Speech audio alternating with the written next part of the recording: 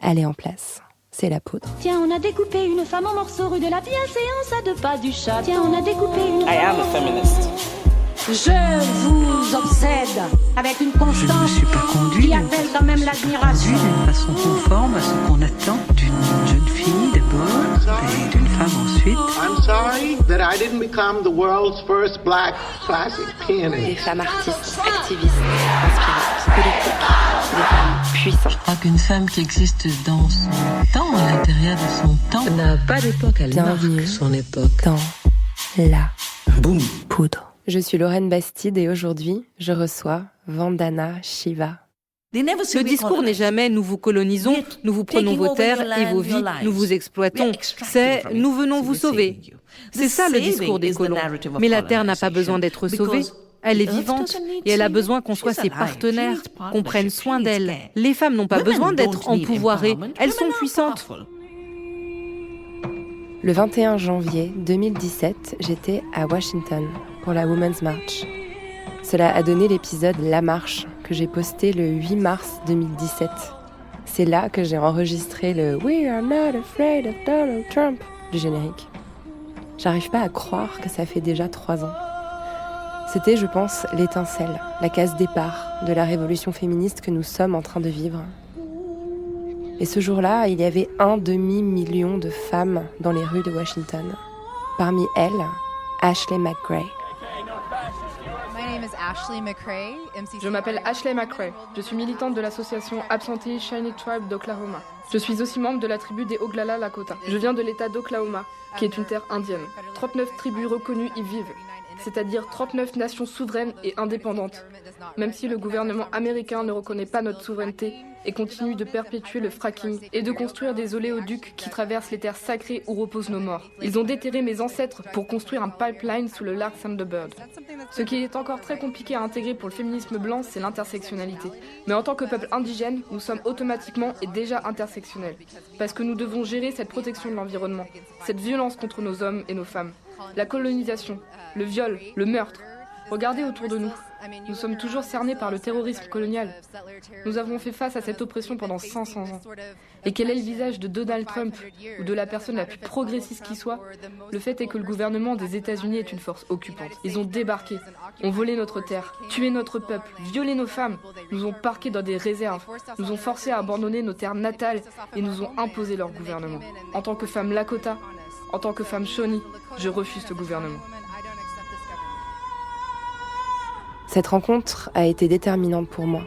C'est grâce à elle que j'ai compris que le patriarcat, le colonialisme et le capitalisme étaient les 3 facettes d'un même système. Avec Vandana Shiva, on a parlé de garder espoir, d'enlacer des arbres et de désobéir.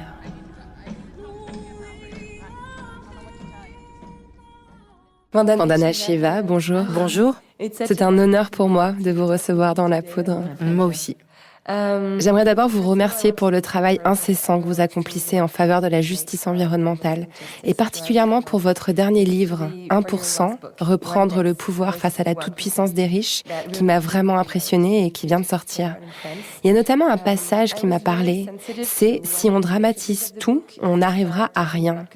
Bien que votre livre mette en garde face aux dangers qui nous menacent, il transmet avant tout un message d'espoir. Je me demandais quelle place prenait l'espoir pour vous.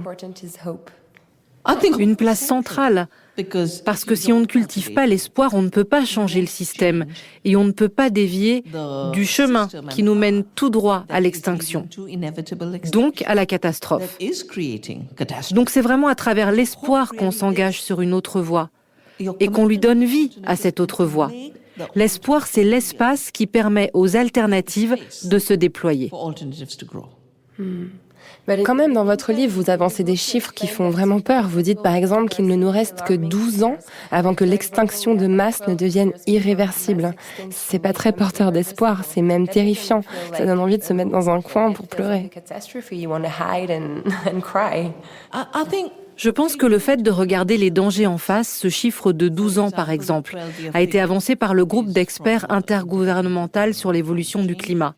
Ils estiment que si nous ne changeons pas de trajectoire d'ici 12 ans, la dynamique d'irréversibilité sera trop forte pour que l'intervention des hommes serve à quelque chose. Nous devons donc regarder cette réalité en face et entamer une transition sur 12 ans. Ça ne veut pas dire pour autant que ce sera la fin du monde en 2030.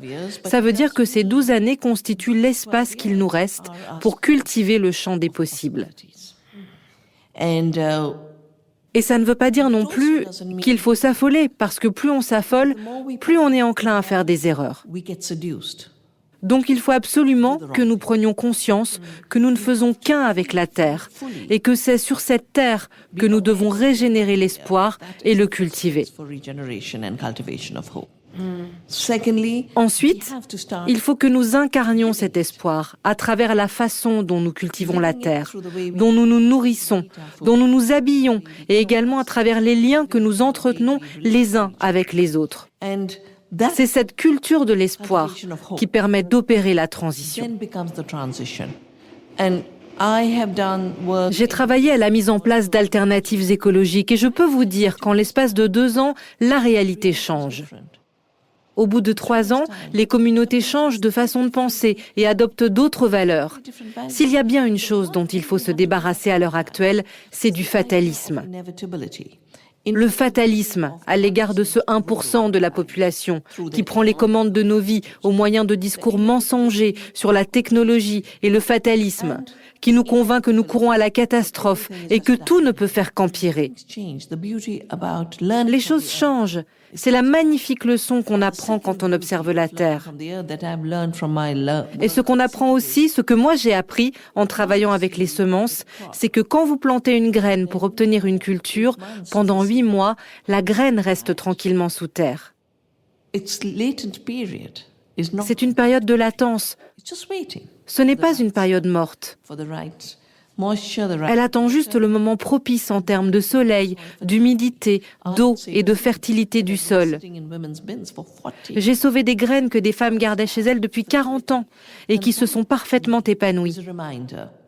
Et c'est ça qui me fait dire que lorsque les êtres humains donnent l'impression d'être inertes, ça ne veut pas dire que leur conscience ne peut pas s'éveiller à nouveau et qu'avec les extraordinaires capacités qui sont les leurs, ils ne peuvent pas panser les plaies de la terre. L'être humain peut refleurir. Oui. Ce qui me parle beaucoup dans votre travail, c'est que ce soit dans vos livres ou dans les conférences que vous donnez, c'est que vous soulignez toujours que nous ne faisons qu'un avec la nature et avec la terre. C'est drôle parce que quand on entend les discours des collapsologues, par exemple, on a l'impression que l'homme essaye de se sauver lui-même en échappant à une terre en décomposition. Alors que l'idée, c'est au contraire de sauver tout, la terre et nous. Et ça, vous le soulignez souvent. And you remind this link. Oui, vous savez, j'ai commencé par faire des études de physique, mais j'ai délibérément choisi de ne pas cultiver la pensée mécanique. J'ai délibérément choisi de faire un doctorat sur les fondements de la théorie quantique afin de cultiver la pensée de la non-séparation, de la potentialité et du non-essentialisme. Car là où il y a du potentiel, il n'y a rien d'essentiel. Les propriétés ne sont ni figées, ni déterminantes. Et du coup, les trajectoires non plus. La nôtre de trajectoire est ouverte et elle englobe la Terre parce que nous ne faisons qu'un avec elle. Dans mon livre Staying Alive, je posais les questions suivantes. Qu'est-ce qui fait que tout un tas de gens pensent qu'une forêt est une simple réserve de bois ? Qu'est-ce qui fait que les hommes, surtout, estiment qu'un cours d'eau se limite à tant de kilowatts d'énergie à exploiter ? Qu'est-ce qui les pousse à développer cette approche extractiviste de la Terre ? Et c'est là que dans mes recherches, j'ai découvert un livre de Francis Bacon dans lequel il parle de la naissance du temps masculin. Selon lui, la séparation avec la nature, qu'il appelle connaissance objective, reposait sur l'idée que la nature était inerte, qu'elle était morte et que nous n'en faisions pas partie. Et c'est ce qu'il a baptisé la naissance du temps masculin. C'est la naissance de la destruction de l'environnement. Et cette destruction s'est faite en à peine 300 ans. Mais partout dans le monde, des femmes, des populations indigènes et des penseurs de l'écologie pensent autrement. Et aujourd'hui, l'heure est venue que nous tous, dans toute notre diversité, nous nous lancions dans une gigantesque entreprise de régénération. Pour dire non. Notre extinction n'est pas une fatalité. Vouloir fuir sur Mars est une idée stupide. Et l'effondrement n'est pas inévitable. Les collapsologues veulent qu'on se sauve nous-mêmes pendant que le reste meurt, mais c'est hors de question. Oui. Hors de question. Bien sûr. N'oublions pas que vous êtes à la base une scientifique très brillante. Vous avez fait un doctorat en physique, vous êtes spécialiste En théorie quantique. dans la théorie quantique. Les fondements de la théorie quantique. La théorie quantique, oui. Un sujet qui échappe à la plupart des gens. Et pourtant, vous critiquez le fait que la science soit présentée comme la seule et unique vérité.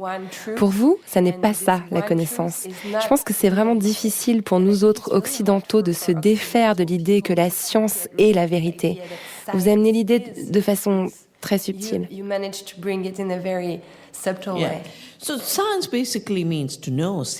Le mot science vient du latin sire qui signifie savoir. Mais vous savez, quelqu'un qui sait cuisiner possède un savoir. Un paysan qui cultive son champ possède lui aussi un savoir. La racine du mot agriculture renvoie aux soins qu'on apporte à la terre. Sauf qu'aujourd'hui, l'agriculture est devenue une science qui permet de faire la guerre à la terre. C'est une science qu'on doit au laboratoire de l'Allemagne nazie, car les outils qui ont été mis au point pour gazer les individus ont servi par la suite à fabriquer des pesticides et des engrais chimiques. Ils nous viennent des usines d'armement. La pensée militarisée donne naissance à une forme de science particulière qu'on pourrait appeler le savoir tuer. Mais des sciences, il y en a de toutes sortes et qui sont propres à chaque culture. Même dans le monde occidental, il y a 500 courants différents en biologie. Le réductionnisme génétique, par exemple, est un courant néfaste qui entraîne la domination des uns par les autres.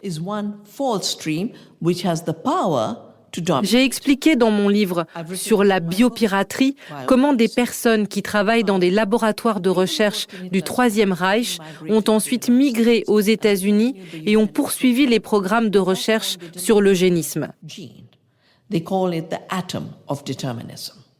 À l'époque, le terme gène n'existait pas. On parlait d'atome du déterminisme. Et il existait une discipline baptisée psychologie sociale qui visait à ancrer l'idée que les femmes étaient inférieures aux hommes et que les Noirs... À l'époque, il n'y avait pas de grand débat sur la négritude. C'était plutôt les Européens qui migraient aux États-Unis qui étaient perçus comme une véritable menace. Donc la recherche sur l'eugénisme a bénéficié de subventions et ça a donné naissance à la biologie moléculaire réductionniste. Tout ça a été parfaitement étudié à Harvard par Lily Key, une brillante historienne des sciences, qui parle de la vision moléculaire de la vie. Elle a étudié les archives de la Fondation Rockefeller et démontré comment la pensée militarisée et l'esprit guerrier ont imposé un discours selon lequel tout est dans les gènes. Alors qu'il n'y a rien dans les gènes, ce sont des molécules mortes. Bien sûr. Les systèmes vivants sont des systèmes auto-organisés et complexes, et les êtres humains aussi. Donc l'idée selon laquelle les discours mensongers des puissants relèvent de la science, contrairement au savoir du reste de la population, est une des plus difficiles à bousculer à l'heure actuelle, parce qu'elle est profondément ancrée en nous. Elle a valeur de religion. Le colonialisme avait la convoitise pour moteur, mais il a été présenté comme une mission civilisatrice de la chrétienté qui a permis d'exterminer 90% des Amérindiens. La mission civilisatrice d'aujourd'hui prend la forme d'un discours mensonger sur la science et la technologie. Les scientifiques connaissent les outils technologiques. Toutes les sociétés les possèdent et dans tous les domaines. Il y a 500 façons différentes de contrôler les nuisibles, mais la plus idiote consiste à répandre du poison parce que ça génère de nouveaux nuisibles. Donc un outil doit être évalué en fonction de ses performances par rapport aux autres solutions et de son efficacité. Quand on arrête de considérer la technologie comme un outil qui doit être évalué, choisi et diffusé de façon démocratique, démocratique à travers la société, on commence à en faire une religion qu'on impose à l'humanité sous prétexte de mission civilisatrice. Et ça engendre la violence, la mort de la démocratie et l'utilisation d'outils inadaptés. Ça me fait penser à un phénomène dont vous parlez dans votre livre, le phénomène du brevetage, qui permet de privatiser quelque chose de naturel, comme des semences par exemple, et qui devient de fait la propriété d'une entreprise. Vous dites que ça revient à rendre illégal le quotidien des individus, parce que bien sûr quand on plante une graine, elle pousse et les humains le savent et le font depuis toujours.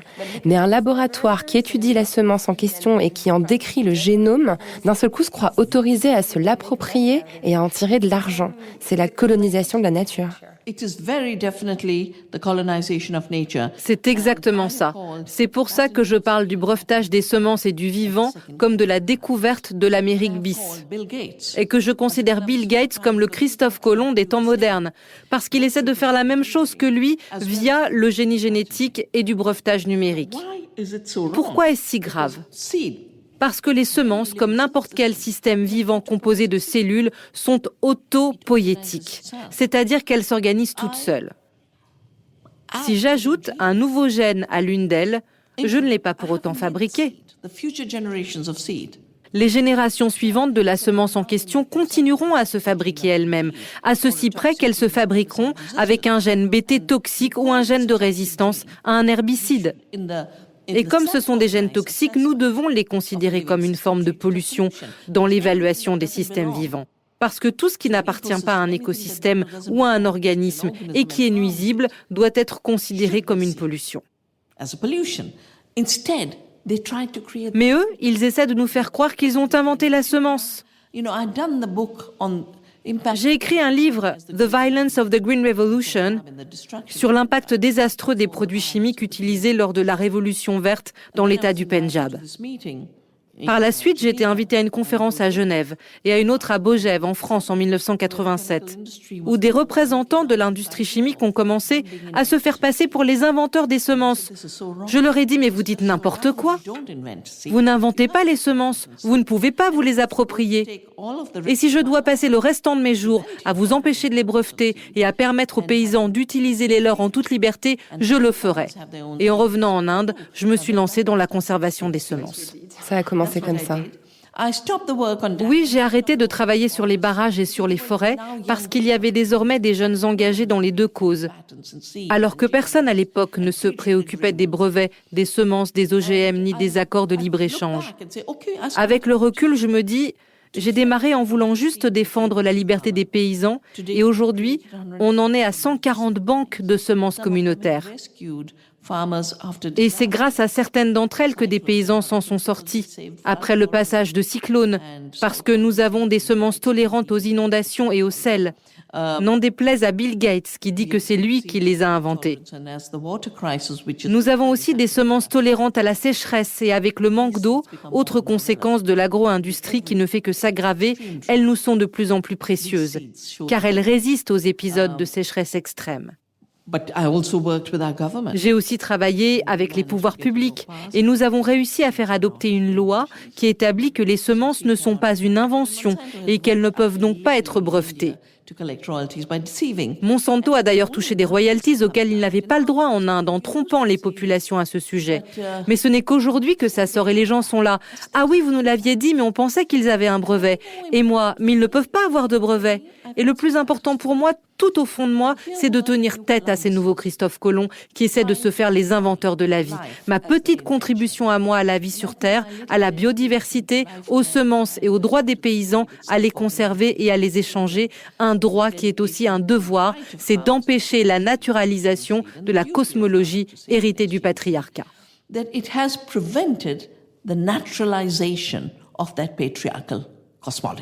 Well, thank you so much for that. Well, in your last book, you actually on ne peut que vous en remercier. Dans votre dernier livre, vous attaquez, mais non, c'est pas le mot, vous dénoncez plutôt ce 1% d'individus ultra riches qui sont, selon vous, les principaux ennemis de la planète. Le livre commence par des chiffres incroyables. En 2010, il y avait plus de 300 milliardaires qui possédaient la moitié de la richesse mondiale. Maintenant, ils ne sont plus que 5. C'est ahurissant.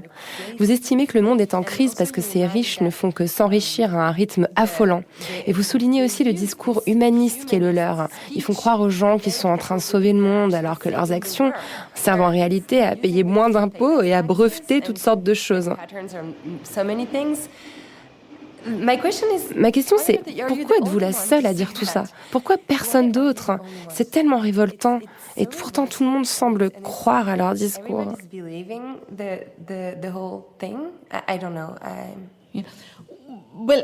Tout d'abord, il ne faut pas oublier que déjà lors de la première grande vague de colonisation, la mission civilisatrice était censée être bénéfique aux populations, même si être civilisé, ça voulait dire se faire tuer. C'était le même discours. Donc, d'une certaine manière, ce qui se produit aujourd'hui, c'est tout simplement la machine argent qui ne fait que nous répéter « c'est pour votre bien ». C'est pour votre bien. Pour votre bien, oui, la colonisation des paysans africains, c'est « nous venons vous sauver ». Les missions colonisatrices viennent toujours au secours des colonisés. Le discours n'est jamais « nous vous colonisons, nous vous prenons vos terres et vos vies, nous vous exploitons ». C'est « nous venons vous sauver ». C'est ça le discours des colons. Mais la Terre n'a pas besoin d'être sauvée. Elle est vivante et elle a besoin qu'on soit ses partenaires, qu'on prenne soin d'elle. Les femmes n'ont pas besoin d'être empouvoirées, elles sont puissantes. Donc quand vous me demandez pourquoi il n'y a que moi qui dis tout cela, je pense que ça tient en partie au fait que j'ai toujours été sensible aux causes éthiques, aux causes écologiques et aux causes qui touchent l'humanité.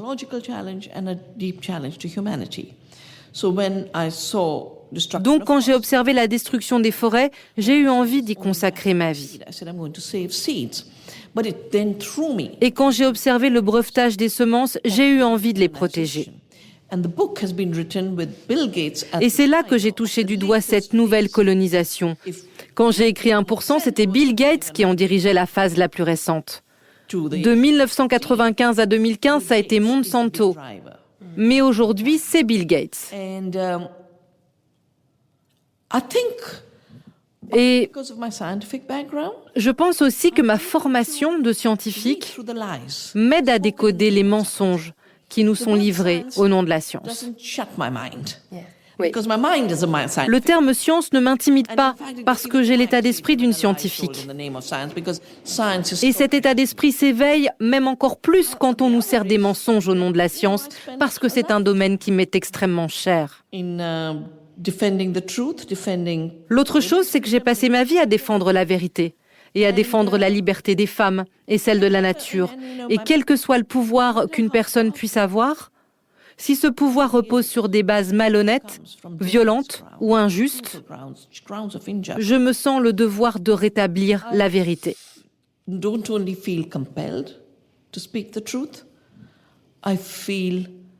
C'est absolument essentiel pour maintenir une certaine solidarité avec les autres. Donc, quand on me donne cet espace où je peux m'exprimer, je le fais.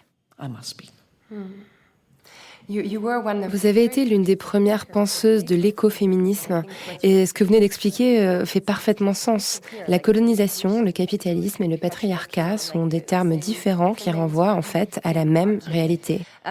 Vous êtes arrivé à cette conclusion quand vous avez pris conscience qu'en Inde, la plupart des paysans étaient des femmes et qu'elles savaient faire pousser des cultures sans nuire à la terre.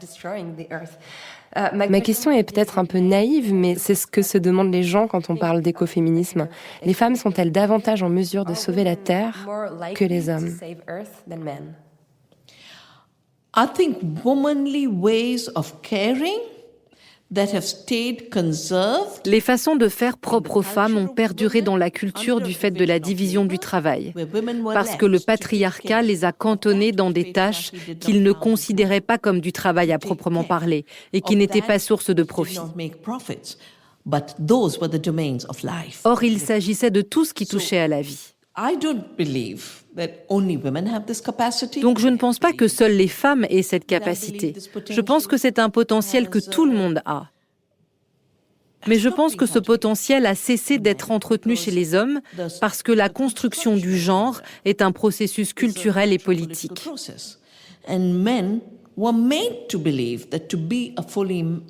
Et on leur a fait croire que pour être de vrais hommes, il fallait qu'ils gomment toute faiblesse. Or, prendre soin de quelque chose, c'est être faible. Sinon, pourquoi Francis Bacon parlerait-il de naissance du temps masculin ? Ça n'existe pas, le temps masculin. Ce qui existe, c'est le temps tout court. Dans mon pays, par exemple, le temps est incarné par la déesse Kali. Elle est souveraine et circulaire. Je pense qu'on nous a poussés à oublier nos potentiels et à oublier que non seulement les humains sont capables de bienveillance, mais que celle-ci est désormais vitale, que ce soit à l'égard de la Terre ou entre nous. Qu'est-ce qu'une communauté sinon de la bienveillance mutuelle ? Le consumérisme, c'est acheter des choses, seul. Mais la communauté, c'est se réapproprier les biens communs et cultiver le partage. Les sciences de la bienveillance et du partage. J'utilise le terme science à dessein parce qu'on sait aujourd'hui que dans le sol, dans l'humus, les champignons mycorhiziens déplacent les minéraux qui les entourent. Ils communiquent avec les plantes. Oh, tu n'as pas assez de ça, je vais le prendre là alors. Il s'agit d'un réseau alimentaire bien plus riche qu'Internet. Les arbres se parlent les uns aux autres, les insectes aussi. Quand nous mangeons, la nourriture communique avec les microbes de notre intestin. Nous vivons dans un monde extrêmement intelligent. Mais ces intelligences ont été noyées sous le poids de la pensée mécanique. Et heureusement que les femmes ont dû les entretenir, sinon le monde serait mort. Le monde social se serait éteint pendant les guerres. Qui mettait de la nourriture sur la table ?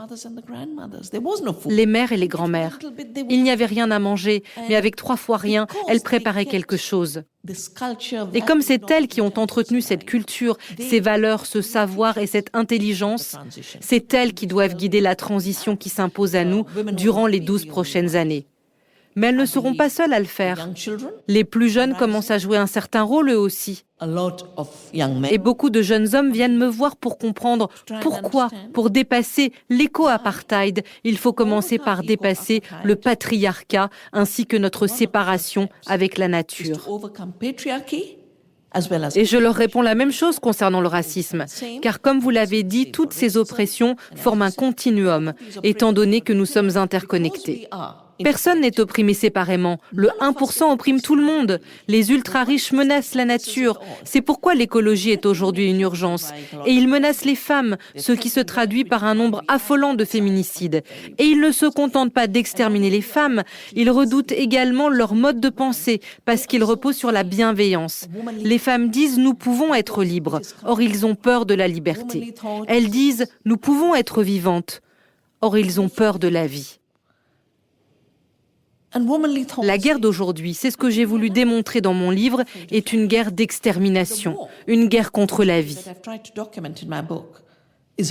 Mais les femmes ont entretenu cette vie en elles et doivent la transmettre à leurs enfants et à leurs partenaires. Et elles doivent apprendre la vie auprès des autres espèces aussi. Elles ne seront pas les seules à mener la transition. La nature aussi sera décisive dans ce processus. Il a été démontré récemment que les victimes de féminicide étaient souvent des femmes qui s'apprêtaient à partir. Donc ce que vous venez de me dire me parle vraiment. Vous avez parlé aussi de la science de la bienveillance que les femmes mettent en pratique depuis la nuit des temps, qu'on leur a appris à mettre en pratique parce que c'est pas inné. Or, l'attention à autrui est très dévalorisée dans nos sociétés. Les métiers où on s'occupe des autres sont moins bien payés. Les connaissances requises sont considérées comme moins importantes que les connaissances immatérielles. Cette hiérarchisation, elle aussi, va changer, enfin, j'espère.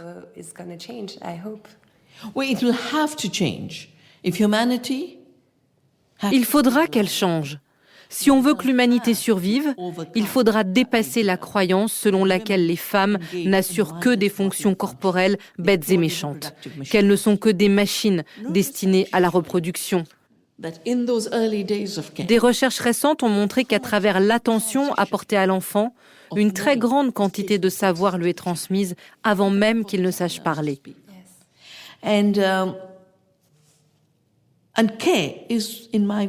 L'attention, selon moi, ce n'est pas seulement l'expression d'une intelligence empreinte de compassion ou d'une intelligence qui unit, qui n'est pas mécanique et qui ne repose pas sur la séparation. That is not mechanical, that's not of separation. But it is also, I believe, c'est aussi un savoir, mais un savoir qui fait partie intégrante du faire et du vivre. And it's this division that there are some who know, and this is what Descartes created. Et on oppose toujours le savoir depuis Descartes, en fait. La connaissance objective et la dimension spirituelle à tout le reste. Et tout le reste, c'est le corps à travers son poids, sa taille. Le corps a toujours été méprisé, y compris celui de la terre, qui a été déclaré mort. Et celui des femmes, qui a toujours été considéré comme une simple machine. L'intelligence a toujours été perçue comme étrangère à la terre et aux femmes. Aujourd'hui, non seulement les nouvelles sciences découvrent que ce n'est pas le cas, mais les cultures indigènes ont le courage de dire « nous le savions ». Elles l'ont toujours su, en fait. Vous avez grandi dans la nature. Votre père était conservateur de forêt et votre mère cultivait la terre. Est-ce que votre enfance a été déterminante dans votre parcours militant? Mon enfance m'a donné accès à une certaine réalité. Et c'est la disparition de cette réalité qui a fait de moi une militante.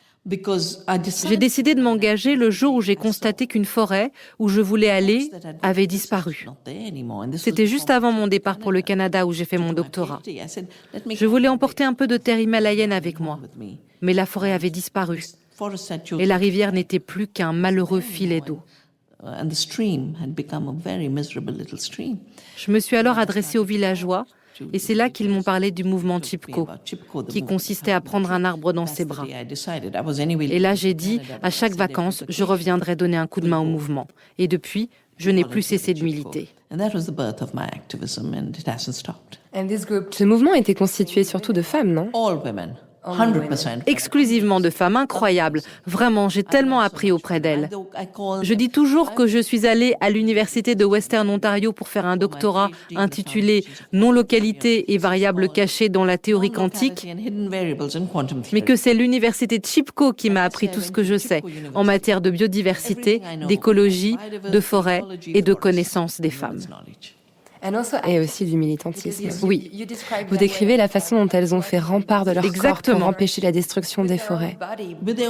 En enlaçant les arbres. Et ça a donné naissance à... C'était au début des années 80, c'est bien ça? Non, au début des années 70. Vous avez réussi à faire voter une loi en 1981, non? Oui, l'exploitation du bois. Il aura À fallu l'époque, 10 le ans. gouvernement voulait toujours... Les Britanniques avaient fait des forêts leur réserve de bois. Ils bafouaient d'ailleurs la culture indienne qui vénère les forêts. Nous les protégions. Et puis les Britanniques sont arrivés. Ils ont réclamé toujours plus de bois pour les voies de chemin de fer et les bateaux. Et ils ont chamboulé nos pratiques. Comme dans l'agriculture, les pratiques agricoles ont été modifiées pour écouler les restes de produits chimiques issus de la guerre. Et tout a été redéfini. Les autorités ont tiré beaucoup d'argent de l'exploitation des forêts jusqu'à ce qu'une gigantesque inondation survienne. Et là, elles se sont rendues compte que les femmes avaient raison de les mettre en garde. Elles qui leur disaient « Ne soyez pas stupides ». Elles avaient d'ailleurs protesté en tenant toute une lanterne à la main. Les autorités leur avaient demandé « Pourquoi portez-vous une lanterne puisqu'il fait jour ? Ce n'est pas pour la lumière, c'est pour vous. Vous considérez ces forêts comme des réserves de bois qui vous rapportent de l'argent. Mais leur vraie valeur, c'est l'eau du sol qu'elles retiennent et l'air pur qu'elles fournissent. C'est pour ça qu'il faut les garder. » Quand il y a eu cette inondation en 1978 et qu'elle est allée jusqu'à Calcutta, les autorités se sont rendues compte que ce qu'elles avaient dépensé en secours excédait de loin les revenus qu'elles tiraient du bois, et elles ont opté pour la conservation des forêts. Et c'est ce qu'on voit partout dans le monde à l'heure actuelle. On commence par opposer une résistance en criminalisant un mouvement, puis les catastrophes se multiplient et on finit par comprendre que le mouvement avait raison. And then they realize what was being spoken is the truth. Elles pratiquaient déjà, et c'est ce qu'on retrouve dans votre livre aujourd'hui, plus de 40 ans après, 45, 47 même. 47 ans même, la désobéissance civile. Oui, c'est une technique que vous revendiquez encore aujourd'hui, vous la prônez? And it's not that I'm saying we should use Et je ne suis pas la seule. Regardez Extinction Rebellion aujourd'hui. Qu'est-ce qu'ils font? Je ne crois pas qu'ils aient lu mon livre, ou peut-être que si. or maybe they have. J'espère que si. But I think people are getting a new confidence. Je pense que les individus prennent confiance dans le pouvoir qu'ils ont. And your Et le hardest pouvoir numéro 1, c'est le refus. withdraw consent. Gandhi called it a no from the deepest conscience. You can only be C'est ce non qui nous vient du plus profond de notre conscience. And when you know, your On ne peut conscience être is que telling fort you quand on écoute ce qu'elle nous dicte, quand elle nous dit que l'extinction n'est pas inévitable. the way of action Résultat, on that s'oppose lead aux to actions extinction. qui entraînent cette That's the civil extinction. disobedience. Voilà la désobéissance civile d'Extinction All my Rebellion. life, in beginning with Chipko, the hugging action. L'enlacement des arbres avec le mouvement Chipko, c'était de la désobéissance pour protester contre le système d'exploitation des forêts. I've been engaged in has been Toute ma vie, les actions que j'ai menées ont exprimé le refus de me plier à la loi ou à une structure. very often I've had to think deep about what will be the action. Et souvent, j'ai dû me livrer à une vraie réflexion pour déterminer l'action à mener. Laws, Quand j'ai entendu des sociétés parler de brevetage des semences, d'OGM ou de lois internationales sur la propriété, je me suis dit, mais c'est de l'impérialisme sur le vivant. Comment faire pour s'y opposer? Quelle forme de désobéissance civile choisir? taking inspiration from Gandhi. Et en m'inspirant du roi de Gandhi et dans ses satyagrahas, j'ai dit, nous allons conserver nos semences et nous n'obéirons à aucune loi qui nous en empêcherait. Et depuis, c'est de cette façon que je travaille au sein des communautés. Les communautés prennent toutes un engagement. Elles reçoivent les semences de la nature et des ancêtres. Donc, il est de leur devoir de restituer cette biodiversité dans toute sa richesse et toute son intégrité. Nous refusons donc de nous plier aux lois et d'adopter les technologies qui nous empêchent de tenir cet engagement. C'est pour ça que nous n'accepterons pas le brevetage des semences, ni les OGM, ni les produits chimiques. Et c'est comme ça que le mouvement pour la démocratie s'est développé. C'est l'idée centrale de mon livre qui s'intitule Earth Democracy. C'est ça l'avenir. Soit nous travaillons tous de concert en tant que famille terrienne interconnectée, nous défendons notre liberté collective et nous bâtissons un avenir, soit nous nous éteindrons de façon collective. Vous avez mentionné Gandhi à plusieurs reprises. Vous en parlez aussi dans votre livre en décrivant ces modes d'action qui sont encore utilisés aujourd'hui. Gloria Steinem, qui a publié un livre tout récemment, m'a dit que Gandhi avait tout appris auprès des féministes indiennes. Vous saviez ça? Est-ce que c'est vrai? Oui, Gandhi a souvent écrit qu'il avait beaucoup appris auprès d'elles et il prononçait une prière quotidienne qui disait « Rendez-moi plus féminin ». Il cherchait délibérément à cultiver son intelligence empreinte de compassion. Cette intelligence appartenait aux femmes et il en était conscient. C'est intéressant parce que je viens de réimprimer un livre que ma mère avait écrit avant ma naissance au sujet des femmes et de Gandhi, justement. Il sommeillait quelque part dans notre vieille maison. Je l'ai trouvé et je me suis dit, je vais le réimprimer pour les générations futures. C'est en hindi, mais c'est un très beau livre. C'est incroyable. C'était vraiment une mère incroyable. Elle disait, pourquoi est-ce qu'ils ont des comptines qui disent Jack et Jill sont montés sur la colline et en sont tombés, ou bien balance-toi mon bébé et le bébé tombe. Pourquoi est-ce que tout le monde meurt? Elle a donc écrit des comptines pour nous sur la nature et sur les arbres. Waouh, quelle maman extraordinaire. Vandana Shiva, vous passez votre vie à arpenter la planète pour votre travail. Et je me demande s'il vous arrive de pouvoir vous ressourcer dans un lieu qui vous est propre, parfois. En fait, je me suis séparée d'un lieu qui m'appartenait il y a longtemps. Donc, quand je suis à New Delhi, je vais chez ma sœur. Et quand je suis à Dehradun, je vais chez mon frère, qui habite notre vieille maison familiale. Et le reste du temps, je suis sur le terrain auprès des communautés. Et dans ces cas-là, je dors là où il y a de la place. Donc, vous n'avez pas de lieu à vous? Je n'ai pas besoin de fuir quoi que ce soit, car je vis chaque instant de ma vie pour la terre et pour les populations.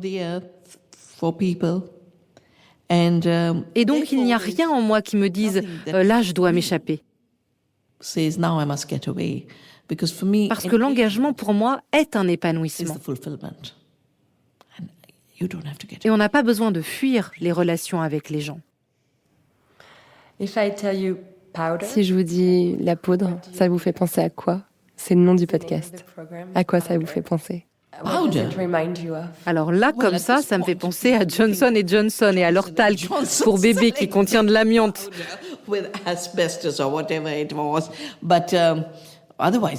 Mais sinon, la poudre à la beauté, sans doute. D'accord.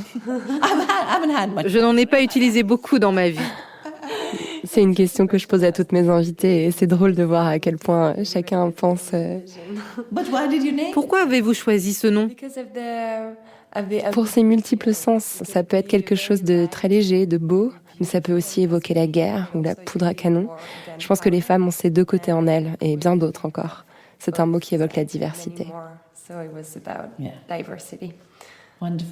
Merci infiniment, Vandana Shiva. Merci à vous. Merci à Vandana Shiva d'être venue faire parler la poudre avec moi. Merci à Agnès Elkaïm pour la traduction. Et merci à Patricia Loison d'avoir prêté sa voix pour la version française de l'interview. La poudre est un podcast produit par Nouvelles Écoutes. Merci à Aurore Meyer-Mailleux pour la réalisation, à Gaïa Marty pour la programmation, la prise de son et le reste. Merci à Charles de Cilia pour l'enregistrement du doublage. Au mixage aujourd'hui, Marion Emery. Merci à Bonnie Banane pour sa chanson dans le générique. Merci à vous pour l'écoute. On se retrouve sur Internet, Instagram, Twitter, Facebook. La poudre est partout. Si vous avez des réflexions, des compliments ou des critiques à faire, n'hésitez pas. J'adore ça. Ah, j'allais oublier, pour lire les mêmes livres que moi, allez sur le site La Poudre lit. Vous connaissez la suite. Prenez soin de vous et continuez de faire parler la poudre.